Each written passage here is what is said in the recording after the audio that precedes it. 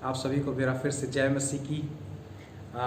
पहले भाग में हमने विवाह के बारे में बहुत सारी बातों को सीखा और जाना है, और हम आगे इस शिक्षा को जारी रखेंगे। हम लोग यहाँ पे थे कि हमें सच में अपने वैवाहिक जीवन में प्रभु यीशु मसीह को शामिल करना है और अपने रिश्तों में प्रभु यीशु मसीह को शामिल करना है। मैं एक वचन आपके सामने पढ़ूंगा, आप भी ज़रूर इस वचन को पढ़ें। इब्रानियों और उसका 13 अध्याय और उसका 4 पद में इस प्रकार से लिखा है, पहली लाइन में, कि विवाह सब में आदर की बात समझी जाए। मेरे प्रियो, प्रभु यीशु और परमेश्वर की नज़र में विवाह सबसे आदर की बात है। मेरे प्रियो, जब मैं इस बात को पढ़ रहा था तो मुझे एक और घटना याद आई जो कि हमारे चर्च की है, और मुझे याद आया बहन रितु और भाई जितेन के जीवन के बारे में। वो लोग भी हमारी कलीसिया में हैं और प्रभु की सेवकाई में हमारे साथ में हाथ बटाते हैं। तो मैं सोचने लगा, एक 3 साल पहले उनका विवाह हुआ और बड़े खूबसूरत रीति से उनका विवाह हुआ। बहुत सी बातें शुरू में बहुत अच्छी चली, फिर किसी कारणवश उनके रिश्तों में भी गड़बड़ी आ गई।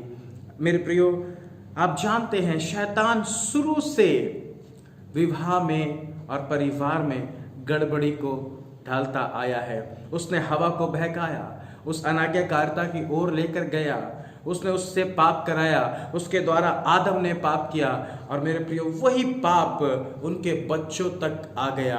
आप जानते हैं उनके 2 पुत्र हुए, कैन और हाबिल, और कैन ने अपने भाई हाबिल को मार दिया, वो हत्यारा बन गया। मेरे प्रियो, आपने देखा किस तरह ये परिवार में गड़बड़ी होती चली आई। मेरे प्रियो, हमेशा शैतान आपके परिवार में गड़बड़ी को डालता है।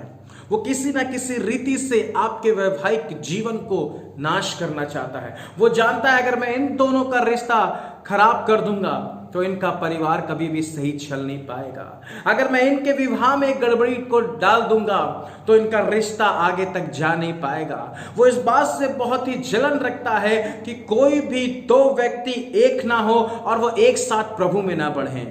उसकी यही योजना है कि कोई भी 2 व्यक्ति एक साथ प्रभु में ना बढ़ें, और वो हमेशा अटैक करता है वैवाहिक जोड़े में, वैवाहिक जीवन में अटैक करता है। तो इसी तरह कुछ बहन रितु और भाई जितेन के जीवन में भी गड़बड़ियां चल रही थी, बहुत सी बातें हो रही थी, और फिर अंत में इनका रिश्ता भी टूटने की कगार पे आ गया। फिर हमने एक साथ बात करी, हमने प्रार्थना करी, और मैं धन्यवाद करता हूँ दोनों लोगों ने निर्णय लिया और अपने रिश्ते में प्रभु यीशु मसीह को रखा। दोनों लोगों ने प्रार्थनाएं करी, उपवास किया, और मेरे प्रियो आज एक प्रेम पूर्वक जीवन वे दोनों जी रहे हैं, एक साथ रह रहे हैं। जहां फूट थी, जहां अलगाव था, आज वहां प्रेम है, आज वहां आदर है, आज वहां एक दूसरे के प्रति सम्मान है, और परमेश्वर ने खूबसूरत संतान से भी उन्हें आशीषित किया है। हालेलुया। और वो आज दोनों पति पत्नी एक मन होकर हमारे साथ में परमेश्वर की सेवा कर रहे हैं। मेरे प्रियो, इस बात से आप निराश मत हो कि रिश्ते बिखर गए हैं। हो सकता है कि आपके पति से आपका रिश्ता सही नहीं बन रहा है, पत्नी से आपका रिश्ता सही नहीं बन रहा है, बहुत सारी बातें विवाह में आपके हो रही हैं। हो सकता है कि आपको ऐसी बहन हो जिसके पति ने छोड़ दिया हो और आपको लेने नहीं आया हो सकता है आपको ऐसे भाई हो, आपकी पत्नी चली गई हो, रूठ गई हो, और वो आपसे मान नहीं रही है। हो सकता है कि आपके परिवार में कई एक रिश्ते टूटे पड़े हुए हैं और आपको समझ नहीं आ रहा है मैं ऐसा क्या करूं जो मेरे रिश्ते बन जाएं। लेकिन आज ये शुभ संदेश आप ही के लिए है, जो कि बाइबल बताती है मात्र एक प्रभु यीशु मसीह है जो आपके वैवाहिक रिश्तों को खूबसूरत बना सकता है, जो आपके परिवार में शांति ला सकता है, जो आपके परिवार में मेल मिलाप ला सकता है, जो आपके परिवार को खूबसूरत बना सकता है, जो रिश्तों को शुद्ध कर सकता है, पवित्र कर सकता है, रिश्तों में कड़वाहटों को दूर कर सकता है, उसमें एक प्रेम भाव, एक मेल मिलाप को ला सकता है। मेरे प्रियो, छोटे से टुकड़े जमीन के लिए, कुछ एक जायदाद के लिए, कुछ एक चीजों के लिए हम आपस में रिश्तों में लालच को ले आते हैं और वही लालच एक दूसरे की जान का जोखिम बन जाती है। जो कि ये सारी चीजें हम देखते हैं कि शैतान से उत्पन्न होती है। लेकिन आपके पास आज ये शुभ अवसर है, अगर आप इस संदेश को सुन रहे हैं तो जल्दी से उस मरियम के समान यीशु के पास में आ जाइए, यीशु के पास में आ जाइए, यीशु को शामिल कर लीजिए अपने पारिवारिक जीवन में, अपने वैवाहिक जीवन में शामिल कर लीजिए।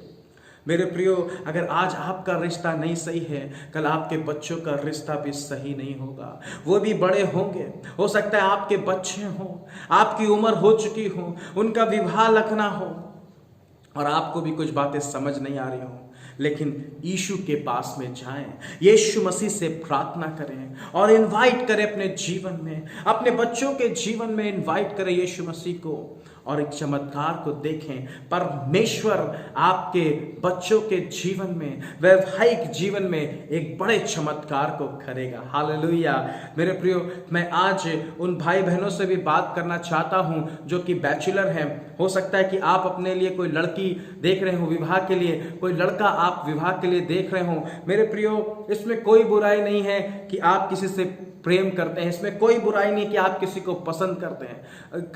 अगर मैं कहूं तो यूं कह सकता हूं, अच्छी बात है कि आप किसी को पसंद करते हैं, अच्छी बात है आप किसी से प्रेम करते हैं, पर आशीषित बात है कि अगर आप परमेश्वर की अगुवाई को मांगते हैं। मेरे प्रियो, मैं इस बात को जानता हूं व्यक्तिगत रूप से, मैं इस बात का अनुभव रखता हूं कि अगर आपकी मैरिज परमेश्वर की इच्छा में है, कितनी भी गड़बड़ी क्यों ना आए, वचन में लिखा हुआ है, जिसे परमेश्वर ने जोड़ा है उससे मनुष्य अलग ना करने पाए। ओ हालेलुया। कितने प्रेम पूर्वक रिश्ते टूट गए हैं, कितनी मनपसंद शादियां टूट गई हैं, कितने तलाक हो गए हैं। पर मैं आपसे एक बात बताना चाहता हूं, जिस रिश्ते की डोर प्रभु यीशु के हाथों में है, जिन पति पत्नियों ने अपने बीच में प्रभु यीशु मसीह को बिचवई ठहराया है, जो प्रभु यीशु मसीह के ऊपर आंखें लगाए हुए हैं, जो परिवार उस पर भरोसा कर रहा है, वो लज्जित नहीं होगा, वो लज्जित नहीं होगा।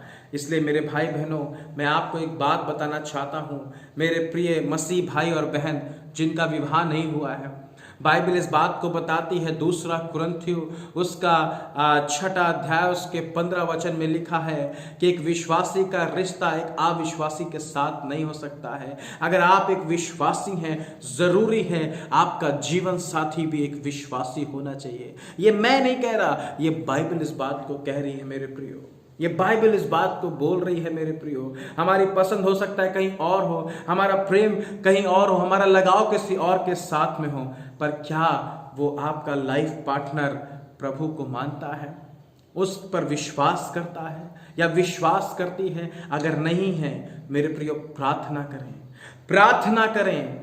आप एक गलत निर्णय को मत लें, एक गलत डिसीजन को मत लें, और इस बात के बाद उसमें तो बिल्कुल मत रहें गलत शिक्षा में कि वो विवाह के बाद प्रभु में आ जाएगी या विवाह के बाद प्रभु में आ जाएगा। मेरे प्रियो, परमेश्वर विवाह में बहुत ज्यादा रुचि रखता है।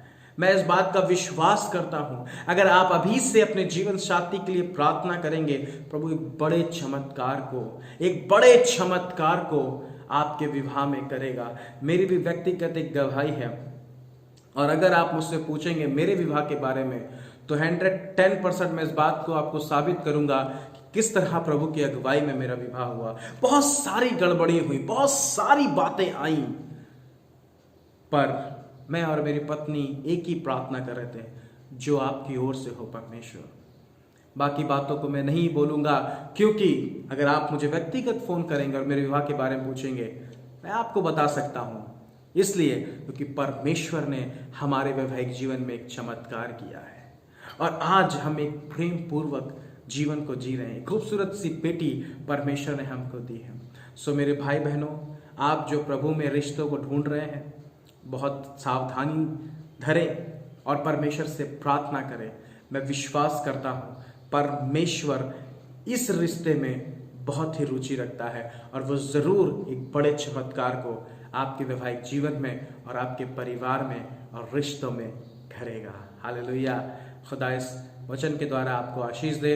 और भी शिक्षाएं हैं और भी बातें हैं जो हमने इस वचन से सीखी हैं। आने वाले समय में मैं लगातार इस संदेश को, इस शिक्षा को आप तक पहुंचाता रहूंगा। प्रभु आपको आशीष दे। जय मसीह।